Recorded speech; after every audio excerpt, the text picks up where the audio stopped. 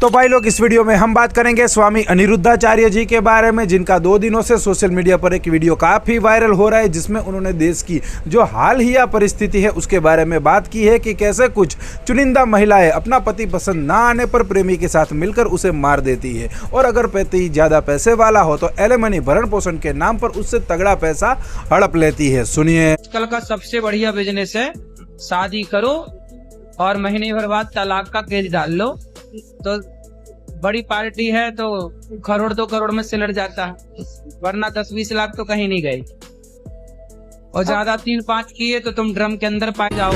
चलिए आगे बढ़ते हैं और अब बात करते हैं राउंड 2 हेल वाले वसीम भाई के बारे में, जो गए थे सेलिब्रिटी क्रिकेट लीग में। वहां पर उनकी मुलाकात हुई सलमान खान से, क्योंकि उनकी भी एक नई मूवी आने वाली है सिकंदर, उसी का प्रमोशन करने के लिए वो वहां पर पहुंचे थे। और तो और उनके भाई सोहेल खान और दूसरे बॉलीवुड सितारे भी इस क्रिकेट लीग का हिस्सा है, वो भी खेल रहे हैं, जिसका एक पूरा व्लॉग वसीम भाई ने बनाया है। मैं उसकी एक छोटी सी क्लिप लगाता हूँ, आप देखिए। असली भाईजान वहाँ खड़े हैं, तो इसीलिए हम पांचों इधर खड़े हैं।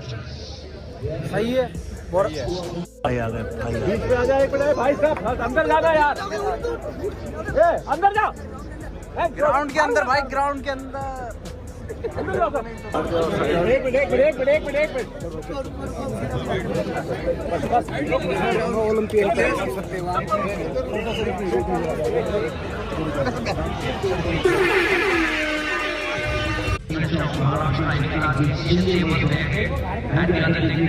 आगे बाज आ गया भाई,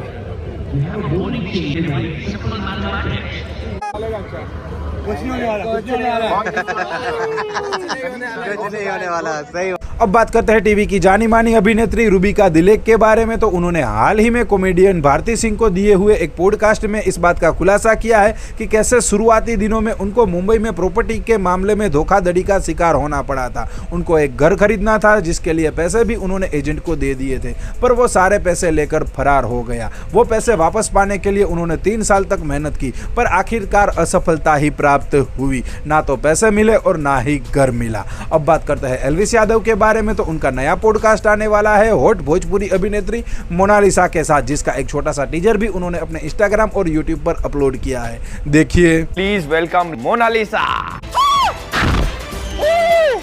मेरा मेकअप खराब मत करो ना। ये मोनालिसा इतनी एक्टिंग करके फेमस नहीं हुई जितना वो दूसरी मोनालिसा महाकुंभ जाके फेमस हो गई। ये बात सच है।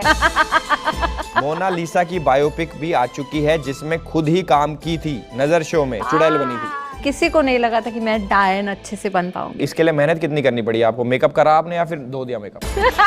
बात करें नेहा कक्कड़ के बारे में, तो कल से सोशल मीडिया पर उनका एक वीडियो काफी तेजी से वायरल हो रहा है। ऑस्ट्रेलिया में उनका कोई प्रोग्राम था, जहां पर वो 3 घंटे लेट पहुंची, तो पब्लिक गुस्सा गई, चिल्लाने लगी, गो बैक नेहा कक्कड़ के नारे लगाने लगी, और ये भी कहा कि ये इंडिया नहीं है। अब इस चीज से नेहा कक्कड़ इतना परेशान हो गई कि स्टेज पर ही रोने लगी। अब इस पूरी कंट्रोवर्सी के ऊपर नेहा कक्कड़ के बचाव में उनके भाई टोनी कक्कड़ आए हैं। उन्होंने इंस्टाग्राम पर एक पोस्ट की है, जिसमें लिखा है कि मैं अपने सिटी में आपको आमंत्रित करूं आयोजन करने के लिए, और आपकी सारी जिम्मेदारियां मैं उठाऊं। आपको ये भी कहूं कि आपको एयरपोर्ट से गाड़ी लेने के लिए मैं भेजूंगा, होटल में रहने के लिए कमरा भी मैं बुक करवा दूंगा, पर जब आप वहां पर पहुंचो तो ना तो कमरा बुक हुआ हो और ना ही आपको लेने के लिए एयरपोर्ट से गाड़ी आए, मतलब कि कुछ भी व्यवस्था ना की गई हो। और ठीक ऐसा ही हुआ है ऑस्ट्रेलिया में नेहा कक्कड़ के साथ। अब बात करते हैं कुणाल कामरा की कंट्रोवर्सी के बारे में, जिसके ऊपर आदित्य ठाकरे ने अपना रिएक्शन दिया है, अपनी बात कही है। मीडिया को दिए इंटरव्यू में उनका कहना यह था कि कुणाल कामरा ने किसी का नाम लेकर तो गद्दार नहीं बोला था, तो फिर एकनाथ शिंदे और उनके आदमियों को ऐसा क्यों लगा कि इनको ही गद्दार कहा गया है? सुनिए।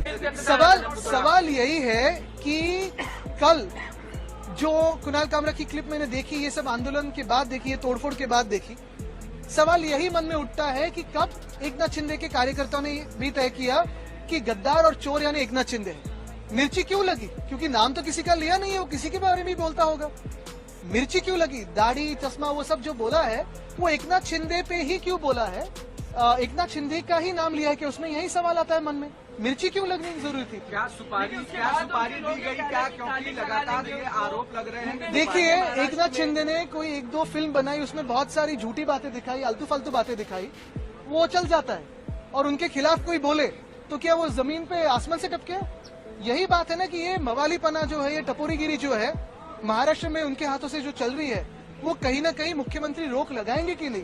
क्योंकि ये मिर्ची लगने का कारण ही था। अगर खुद चोर नहीं है, खुद गद्दार नहीं है, तो क्या कारण था कि कल उन्होंने तोड़फोड़ की?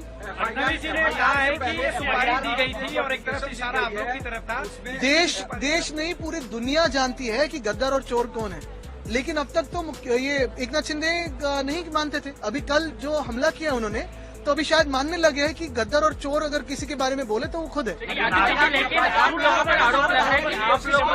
देखिए ये सारी बातें जो है, ये सारी बातें सुपारी वुपारी की जरूरत नहीं है, ये तो उनके मन से आई है। और हम पे भी टिक्का की है ना उन्होंने।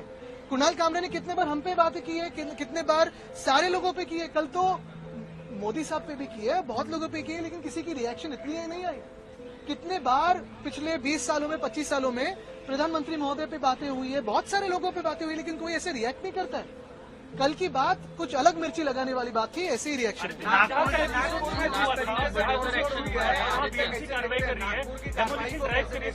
मैं यही पूछना चाहता हूं कि कल मिर्ची क्यों लगी। दूसरी बात यही है कि कल जो तोड़फोड़ हुई है, जैसे उन्होंने कहा, मुख्यमंत्री महोदय ने कहा कि नागपुर में जिन्होंने तोड़फोड़ की उनसे पैसा लिया जाएगा। क्या कल जिन्होंने तोड़फोड़ की उनसे पैसा लिया जाएगा? तीसरी बात, क्या मुख्यमंत्री अभी इस वक्त आंखें खोल के देखें कि उनको अंडरमाइन कौन कर रहा है?